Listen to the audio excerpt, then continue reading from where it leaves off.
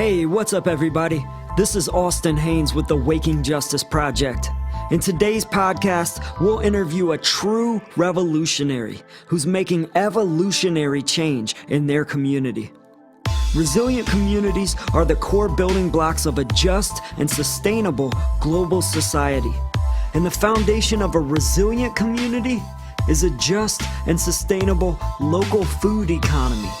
It's why the global revolution starts at home, at local farms and community gardens, at grocery co-ops and local food hubs, in your own garden, in your kitchen, and on your plate.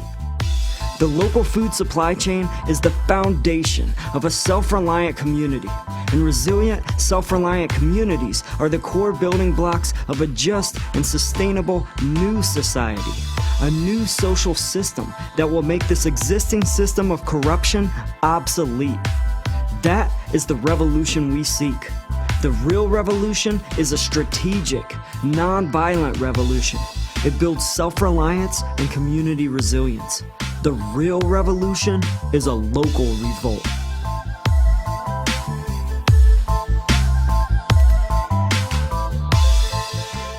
My guest today is an attorney, community organizer, and former mayoral candidate of Charleston, South Carolina.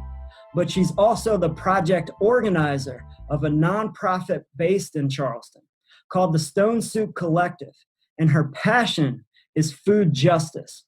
Welcome to the podcast, Renee Orth. Thank you, Austin. Glad to be here. Thank you. So, I just wanted to start out today by asking you, what inspired you to start the Stone Soup Collective? And could you tell us about the origins of the name? I'd be delighted to.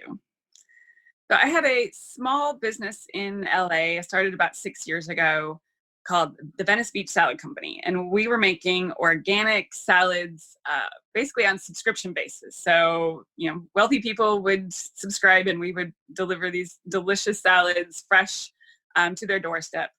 And as much as I loved feeding people healthy food, and one of my motivations was to encourage people to adopt a plant-based diet, making it delicious and easy to do so. It was a lot of work for not all that much money. And so I discovered that my favorite part of that business was when I had extra salad and I would take it down to the boardwalk near my place in Venice Beach and feed my unsheltered neighbors, and how many of them were so grateful to get real food. And so when I ended up in Charleston after my partner took a job here, I was doing some soul searching, trying to figure out what my next move was going to be. And I kind of decided that food for profit, as a business, wasn't exactly what I wanted to do. Signed up to take the South Carolina bar, thinking maybe I'd be a lawyer again. And ultimately decided that I wanted to do food, but I wanted to do it on a nonprofit basis. And so the idea of the Stone Soup Collective, partly inspired by conversations with a couple of friends of mine, the idea of doing a buy one, give one soup nonprofit. Because one of the things I'm very passionate about is figuring out how we can use commerce to create a better world. That this idea that we have nonprofits on one side, for-profits on the other side, the government somewhere in the middle, and that this is the best we can do, I think is, it's the best we could do in the past with what we had, but we have so many more tools available to us. So figuring out ways that the community can really support itself on an ongoing basis. And so that's how the Stone Soup Collective was born. But it was one idea among many ideas that I have. And so I decided that if I was going to do this, and I was like, I really want to do this one, I needed to throw my hat over the fence, so to speak, and find some other people to do it with me, some collaborators. And so I went to the Unitarian Universalist Church here in Charleston. I'd been, I think, once or twice. I figured that was a good place to find my collaborators. And I went there, and during the service, they had a minute of silence, so just a meditation. And I'd been trying to come up with a name for this thing and was thinking like rainbow stuff, just, lots of hippy-dippy California things. And in this minute, I asked for the name to come to me. And just a few seconds later, the Stone Soup Collective, which is totally different from any of the names I'd been considering, popped into my head. I was like, that's it. And just in case some of your listeners or viewers don't know the story of the Stone Soup, that's if you don't know the story, the name makes no sense. But once you know it, it makes a lot of sense. So there's actually versions of this story from all over the world. but the one I tell involves a couple of travelers who are penniless and have no food, and they come to a village and they're very hungry, and they start going door to door, and they're turned away asking for food. And finally they come to the last door, and instead of asking for food, they ask the villager if they could borrow a pot of water and a stone. And the villagers are a little suspicious and incredulous. And they're, well, I guess so, but what are you going to do with it? So, well, we're going to make our famous stone soup. And when we're done, we'll share it with you. And so the villager, is a little curious, and so follows them to the little village square where the travelers make a little campfire and scrub the stone. And they're being very ceremonious about this as the other villagers circle around, a little suspicious of these strangers. And they drop the stone in the water, and they're telling the villagers as they arrive what they're doing.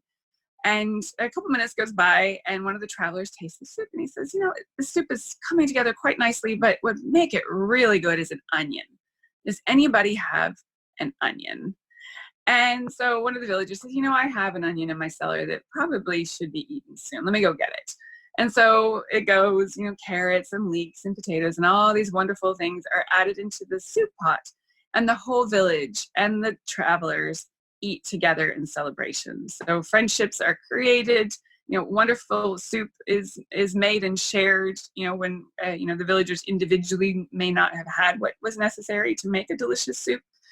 So just so many of the layers and the meanings and the intentions of the Stone Soup Collective are encapsulated in that story. So that's our name.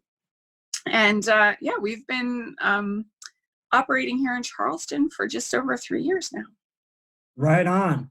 So I'm going to tell you what's really cool about that from my journey. There used to be a kitchen in Asheville called the Stone Soup. And this was when Asheville was a small town. And for the listeners out there, that's where I'm from, Asheville, North Carolina. And Asheville used to be like, there was nothing downtown when I was growing up. But there was this one restaurant called Stone Soup. So I've always remembered this name for whatever reason. My parents would take me there, and it's just always played like a role in my life. This little restaurant that was like the first restaurant downtown when I was growing up. So that's really cool. And what I take away from that story is like, you got to start somewhere, right? Like, even if you have nothing, you have to start the process, right? Yeah. And figuring out how to other people to whatever it is you're trying to accomplish, I think is the most important thing. Exactly. Together we are so powerful. By ourselves, we're, not so much. Yeah, that's so true. So on your website, it says your mission is to align the efforts of the Lowcountry to nourish your community through a buy one, give one plant-based soup collective. So can you just tell us how that works? Well, I can tell you how it was working before COVID hit, because we've definitely adapted our operations to the current crisis. So we make soup twice a week. One day we make it in a DHEC permitted kitchen, which is required in order to legally sell the soup. And so most of the soup we make, usually on Mondays, gets sold. We have probably 25 or so people who buy on a regular basis, and I have them on not exactly a group text, it's a text message app that'll send them out a message that says what kind of soup we have, and they respond and tell me what they want. It's usually just 2 kinds a week. And and then I deliver soup usually on Monday afternoons and Tuesday mornings. And then on Friday, we gather a bigger group of people in a church kitchen in downtown Charleston, and we make just as much soup as we can in the 5 or so hours that we I guess it's more like 4 hours that we cook together, and that soup gets distributed to various other organizations that help us distribute it. We try our best not to duplicate efforts, so I'm a huge fan of collaboration, and symbiosis is the word I like to think of. So that's what we do. We also have a independent chapter at the College of Charleston, which we're really excited about, because that is part of one of our missions, is to encourage and support other groups to do the same thing. Any place you've got a kitchen and some helping hands and a little bit of money to buy ingredients, you can make delicious soup for not very much money, delicious, healthy soup. And so that's what we do in normal times. During COVID, we've actually switched to a decentralized plans. We've got a lot of volunteers who normally make soup collectively. They're making soup in their own homes. So we're not selling soup right now. We've just switched to completely donated soup in part because the need is there, and thankfully we've been getting enough money and in-kind donations from other farmers and such that we're keeping the soup flowing. Cool. So the soups mainly go to senior citizens, is that right? And some kids? Mostly to seniors. And so we have a couple of low-income senior housing developments that we bring soup to. We've also been, during COVID, branching out a little bit more for our unsheltered neighbors because it's easy, and a lot of the food outreach that's generally being done in our community isn't necessarily sensitive to the fact that not everybody has a kitchen or a refrigerator. And so we're just trying to fill that need. Very cool. Right on. So another thing on your website that I found really interesting was a section that says, "We believe that a better world starts with our community, and we think it makes sense to start with what we eat."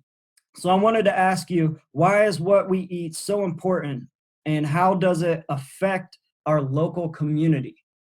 Yeah, well, that's really one of the reasons why I have the salad business in LA and now the Soup Collective here, is because when I think about the state of the world and where we're going, I don't see any significant material improvements being made to the state of humanity and the state of our planet unless and until we get our food system right.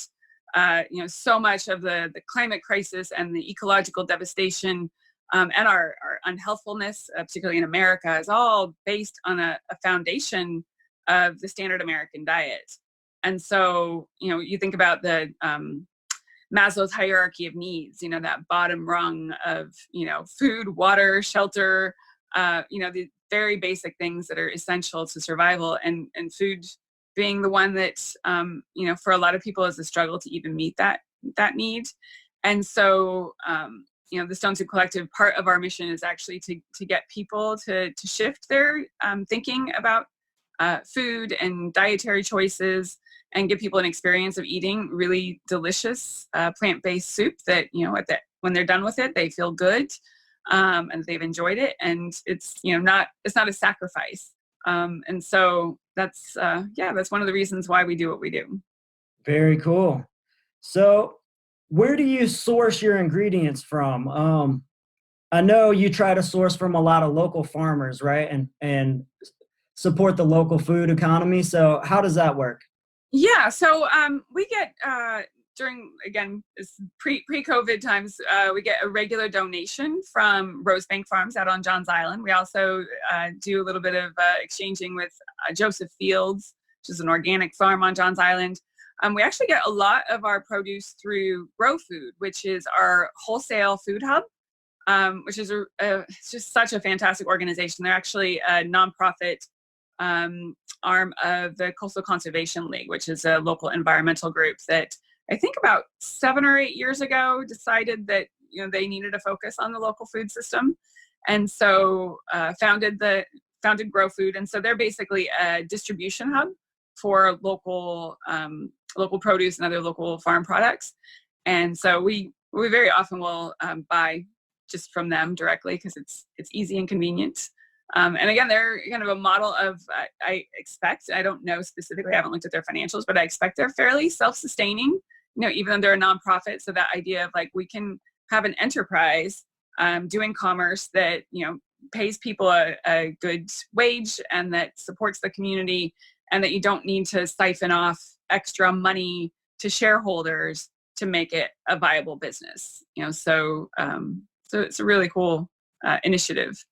Cool. So obviously, we want to make local food economy the key to local, resilient communities. So can you just tell us why you choose to get your food locally rather than just asking a big grocery store to give you leftovers? You know what I mean? Why get it from your local community there in Charleston? Well, I absolutely believe that local food is the future. It has to be the future of anything that's worth. And that's not to say that all of our food is going to be local. We use beans and rice that, come from all over the world, I'm sure. So it's, there's not an all or nothing there. And, and if somebody has, some food that needs to be eaten and it was bought at the grocery store and it's still usable, like, we're not going to, turn our noses up at that either. But in terms of our vision and our mission, supporting local agriculture, highlighting the importance to our community of supporting local agriculture is essential, especially, during COVID, we're getting to experience how fragile our global food systems can be.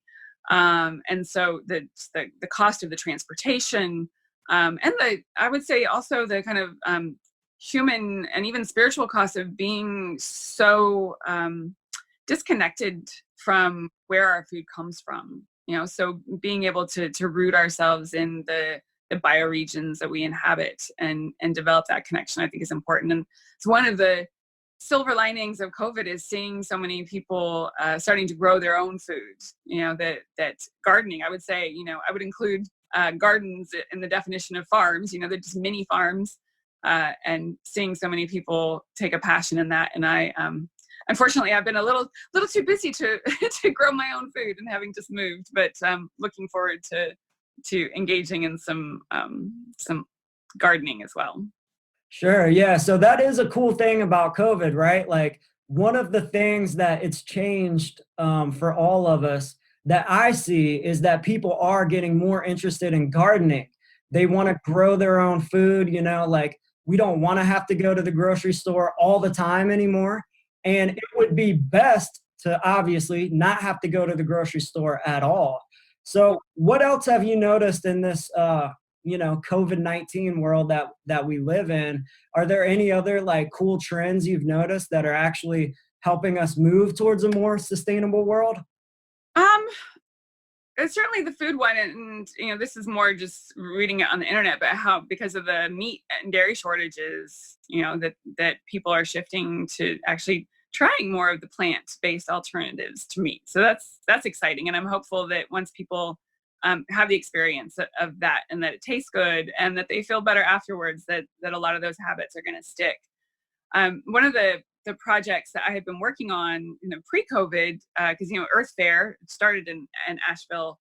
The corporation went into bankruptcy at the beginning of this year, and we have an Earth Fair here in Charleston that was really our only health food alternative to Whole Foods. And so when they went out of business, I was like, oh my goodness, I don't really want to go to Whole Foods. Not that I never do. They have certain things that I really want. I go there. So I was actually gathering people in the community to talk about starting a grocery cooperative, something that had been percolating in my mind. And I've been talking to people for about a year or so here in Charleston. And then COVID hit, and I was like, okay, this probably isn't a good time to be starting anything. And then it turned out that this reestablished Earth Fair is actually got the space, and so Earth Fair is going to be reopening here in the summertime. And so we're still figuring out like how we feel about the co-op initiative. But one of the things that I'm really excited to be exploring is how we might be able to leverage the fact that so many people are shifting to food delivery. That these new habits are being formed that can actually create opportunities for example, with the co-op, a platform, grocery cooperative. So just having a warehouse where we congregate a lot of local specialty foods, locally produced farm stuff, also adding some of the essentials so we can still be a one-stop shop for people, but not having a brick and mortar, and just doing a delivery that's a co-op. So stakeholders, the farmers can own a part of it, the delivery drivers can own a part of it, the customers own a part of it. But that we can actually leverage these shifts in habits and this kind of deeper understanding of the importance of local food production to create a regenerative cooperative business. And so I'm actually taking an online course being put on by the New School in New York and Mondrian, which is I don't know how many billions of dollars a year they do, the Spanish cooperative. It's been around for over 100 years now. So they're putting on an 8-week platform co-op online course. So hopefully I'll be yeah, figuring out if that's a possibility here for Charleston. It's the plan anyway. I wanted to ask too, you sent me that invitation to what you were talking about, the the platform co-op. yeah. Yeah. What's up with that? So it's $150 for an 8-week course. They're looking for about 5 hours a week of time commitment. So, not too onerous. And so the first half of it is just, information about platform co-ops. And I think we'll do some case studies. And the second half is they're pairing up, well, not pairing, but they're connecting us with local cooperative organizations to kind of learn from their experience. But yeah, so it's they put it together as an emergency response to COVID, recognizing that as our economy is kind of breaking because of the stay-home orders and the virus, that it's actually opening up opportunities for a shift. And so we know the big corporations are going to be moving in on this space. They're already taking advantage of a lot of it, and so the platform co-op. So for example, a community starting its own Uber and Lyft version of Uber and Lyft that is owned and run by the drivers is an obvious example of something that we should be able to do that. There's no reason these huge corporations should have the monopoly or duopoly and squeeze the fuck out of the people who are actually doing the damn work. Exactly. And then also the possibility of, I actually watched a short video about there's some bike courier co-ops that have started all over Europe, and they're networking with each other. So the idea of it's still grassroots, it's still community run, but it benefits from the networked effect of, especially for things like a grocery co-op, for example, being able to plug into a buyer network that can buy in bigger volume, for example. So as I mentioned, the idea that I'm excited about is possibly doing a platform co-op here that is food oriented, local food, that might be able to leverage on the fact that people are getting used to this ordering and delivering, and also a new awareness of the importance of local food. I always try to support the local food co-ops, like when I'm traveling and even here in town, that I prefer to shop there, like you said, as opposed to a big grocery conglomerate. But that's really awesome that you can do it without having a brick and mortar. Yeah, I think it's possible, because the ordering online and delivery is, it's what a lot of people are doing. And there are models of this, not necessarily cooperative models, but enterprises. There's Good Eggs in San Francisco that's kind of like a online delivery kind of farmers market type thing. So maybe we can do that and incorporate the cooperative ownership structure. Very cool. So where else do you see the Stone Soup Collective in the future? Is that mainly what you're going for? What's your grand plan for the organization? Yeah, we're going to keep making soup, but we're also spearheading a project this summer starting in 3 weeks from tomorrow. I'm kind of starting the countdown because it's a pretty big shift, but still totally in alignment with our values. We're collaborating with a couple of other nonprofits. So Destiny Community Cafe is our pay what you can restaurant in North Charleston, and the Pink House Community Resource Center, which is in West Ashley, a neighborhood of Charleston. And the Pink House does a summer camp every summer for the kids in the neighborhood. And so as part of Stone Soup Collective, I volunteered there last year, just talking to kids about nutrition, doing a little bit of cooking together. And the meals the kids were being fed were from the school district through the federally funded summer feeding program, which has a wonderful mission of making sure kids get fed when school's not in session. But I got to see what they were being fed, and it was hot dogs and Doritos, Pop-Tarts and Fruit Loops. And I just could not believe what I was seeing, that this is what the government is feeding kids. And, my head exploded a little bit and turned, looked around, and then I was like, all right, so what could I bring to this equation that might be able to shift this? And so this summer, we're doing a pilot project collaboratively. We're going to be feeding 50 kids at the Pink House breakfast and lunch 5 days a week for 8 weeks, and another 50 kids lunch at a Destiny Community Cafe, all plant-based, as much local as is financially feasible for us. We're still fundraising to fund the effort. But that's, it's going to be kind of a whole new endeavor, obviously with a lot of overlap with Stone Soup Collective's general mission in terms of plant-based and local. And, it's going to be almost entirely volunteer driven. So really excited about that. A little bit nervous. It's definitely, like I said, a kind of a new undertaking with a different set of challenges. Trying to figure out where that line is, of healthfulness, especially for kids that are used to being, fed Pop-Tarts and Fruit Loops. So, trying to figure out how to make healthy food that is going to be enjoyable for them. So we will see how that goes. Well, right on. That's huge. I mean, that's amazing. If people can help their communities eat better and eat more healthy, because, one of the things that we talk about is like food deserts, and especially in big cities, people are not only hungry, they're hungry for nutrition. Even people who are full are still hungry. Yeah. You know what I mean? Because they need, their bodies need substance. Yeah. And I do think that that's one of the reasons. I mean, there's obviously many reasons obesity is such an epidemic in our country, but I think when you don't feed your body the nutrients it needs, it's going to tell you to keep eating, hoping that you accidentally come across something that has the vitamins and the, micronutrients that you need. So, I'm hoping that this will be the beginning. This is really, we're conceiving of this as a pilot project.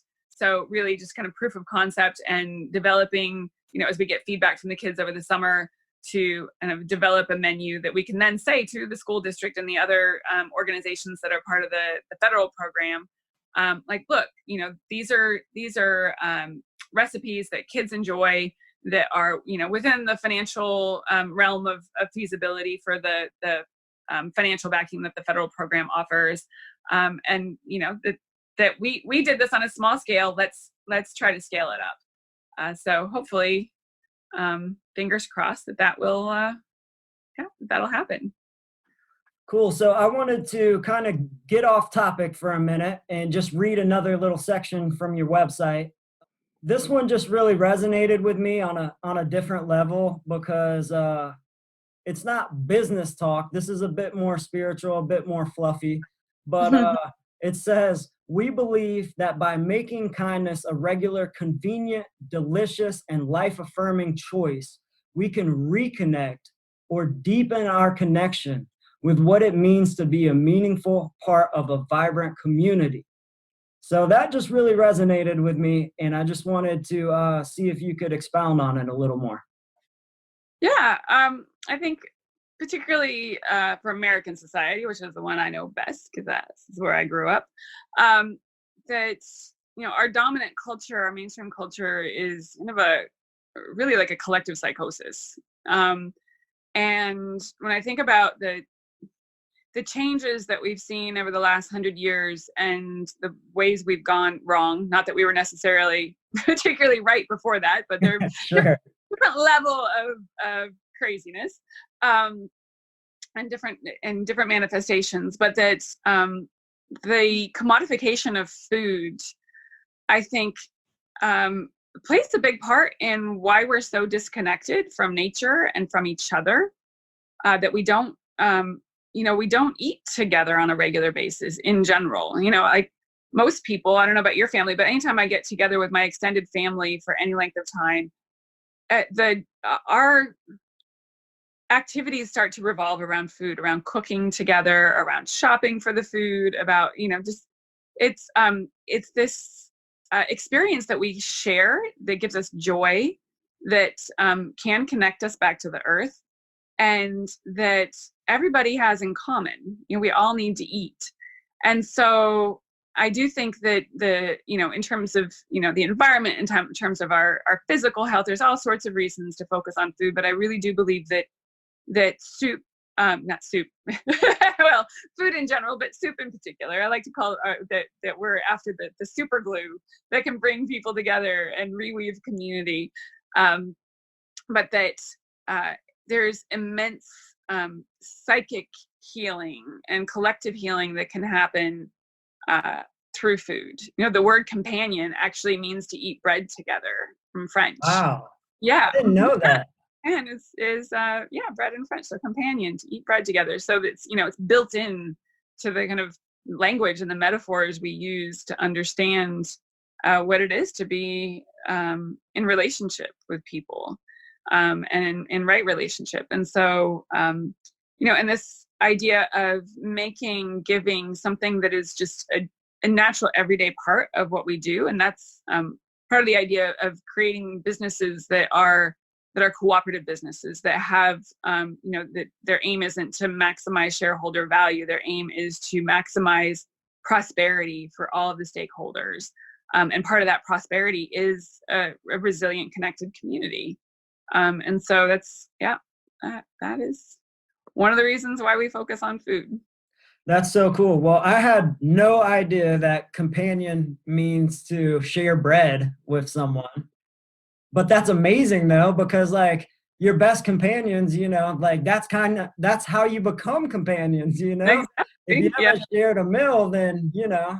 And you think about I can find all sorts of reasons why the holiday of Thanksgiving is problematic, but the idea of, the natives of America actually sharing food with the pilgrims, that it was this overture of peace and community that in and of itself is a beautiful thing, and I think is deeply human.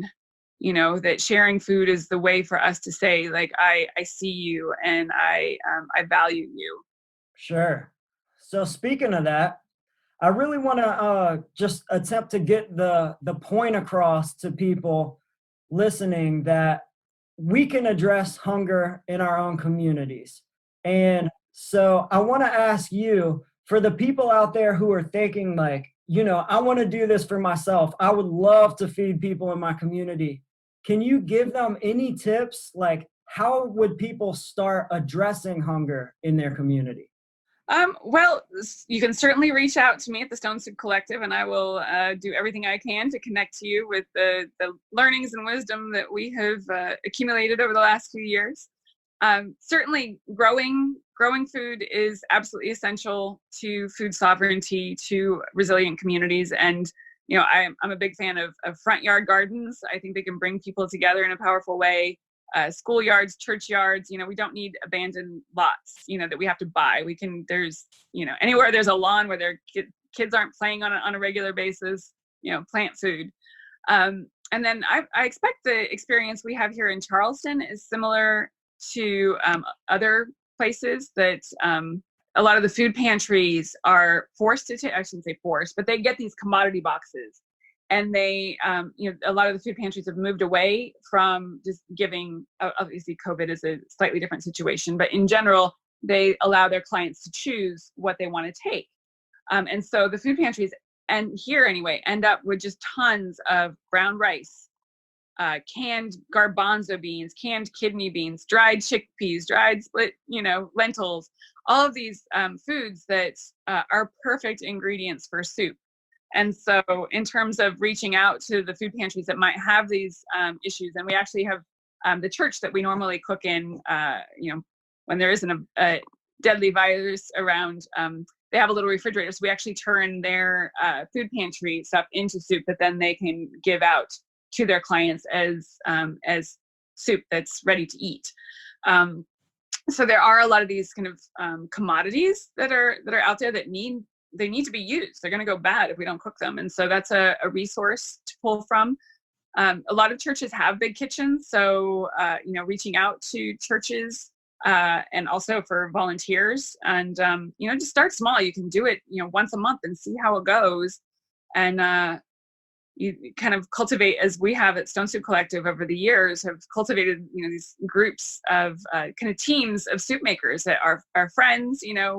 We sometimes go out to concerts together. It becomes like a social, it becomes a resilient community, that the Stone Soup Collective is like this little seed of a resilient community that wouldn't have existed if we didn't, make soup together.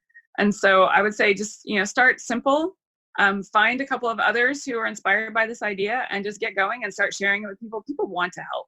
especially in this time of difficulty. People want to contribute. And so if you can create kind of just simple ways for people to do that, there's nothing we can't do.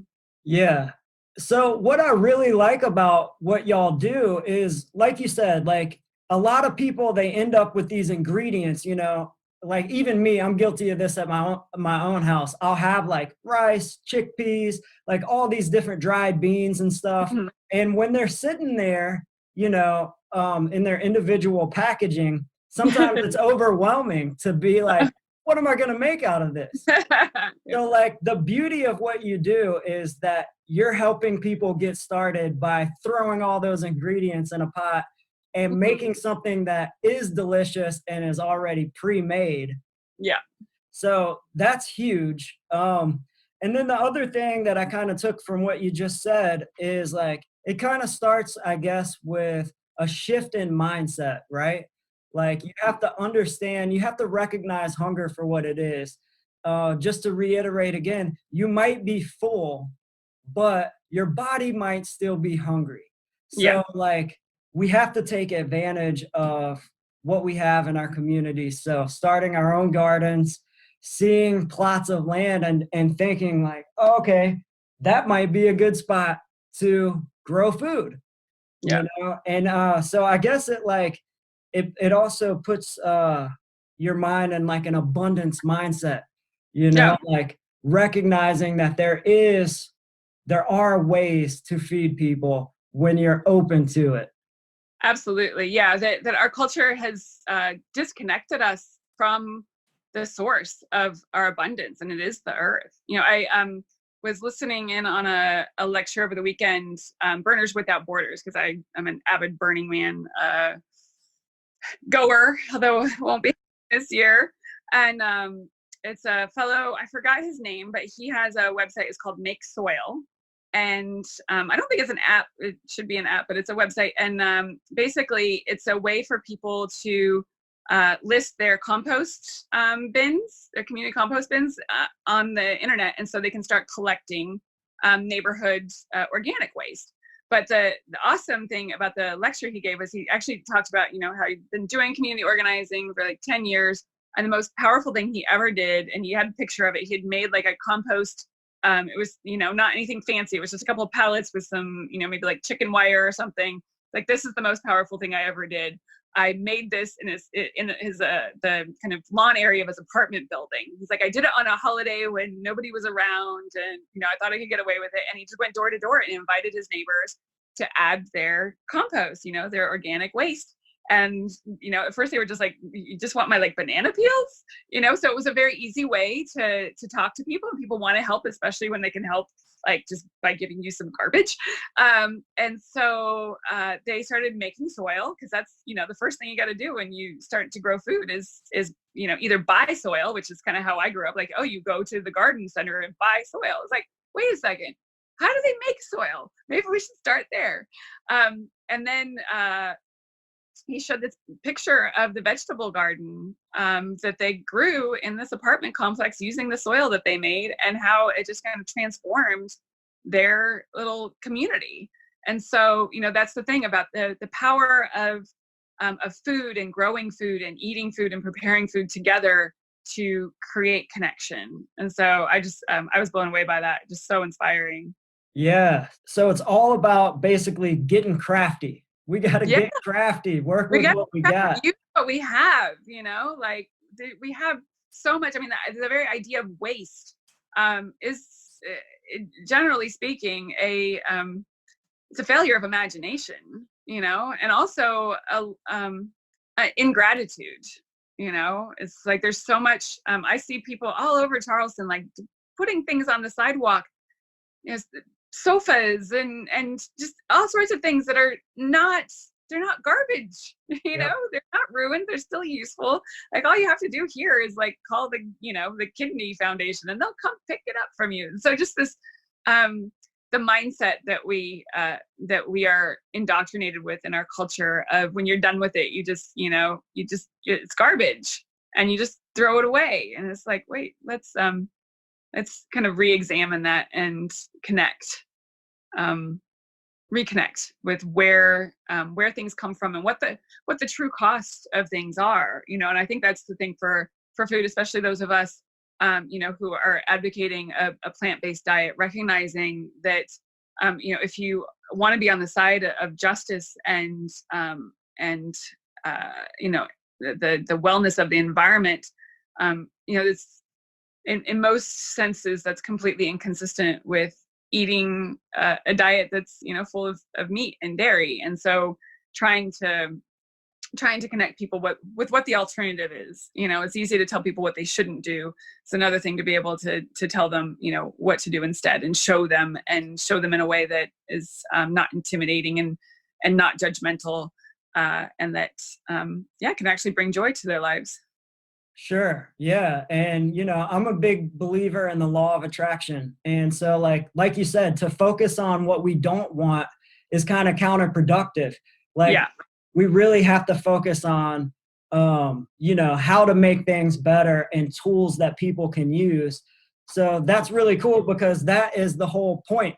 That's the whole point of this podcast series.